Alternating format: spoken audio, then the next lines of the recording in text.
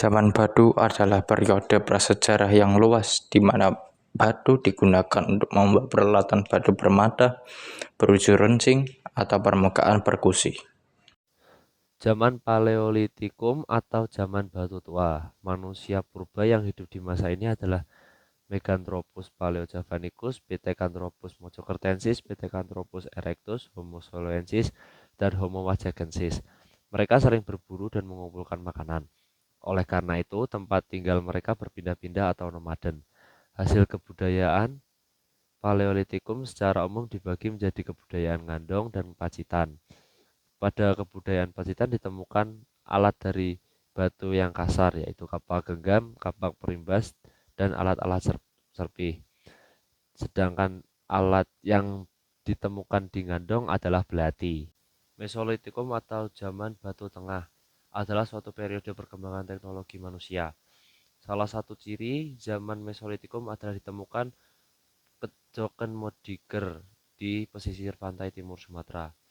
Ciri-ciri Mesolitikum adalah kehidupan sudah mulai semi nomaden, yaitu sebagian menetap di gua dan sebagian masih berpindah-pindah. Mereka bertahan hidup dengan cara food gathering dan mulai mengenal sistem bercocok tanam. Masyarakat mengenal sistem organisasi sosial dan pembagian pekerjaan. Ditemukannya kejoken modinger atau sampah dapur dan abris roach. Neolitikum atau zaman batu muda adalah fase atau tingkat kebudayaan pada zaman prasejarah yang punya ciri berupa unsur kebudayaan seperti peralatan dari batu yang diasah, pertanian menetap, peternakan, dan pembuatan tembikar. Manusia mulai beralih ke gaya hidup menetap sekitar 8000 sebelum Masehi, di mana saat itu zaman es sudah mencair. Ini membuat tanah menjadi lebih subur sehingga dapat digunakan untuk bercocok tanam. Yang terakhir adalah zaman Megalitikum. Zaman Megalitikum adalah zaman di mana manusia belum mengenal logam untuk membuat peralatan, sehingga bangunan dan alat yang digunakan terbuat dari batu. Sehingga zaman ini dikenal dengan sebutan zaman batu besar.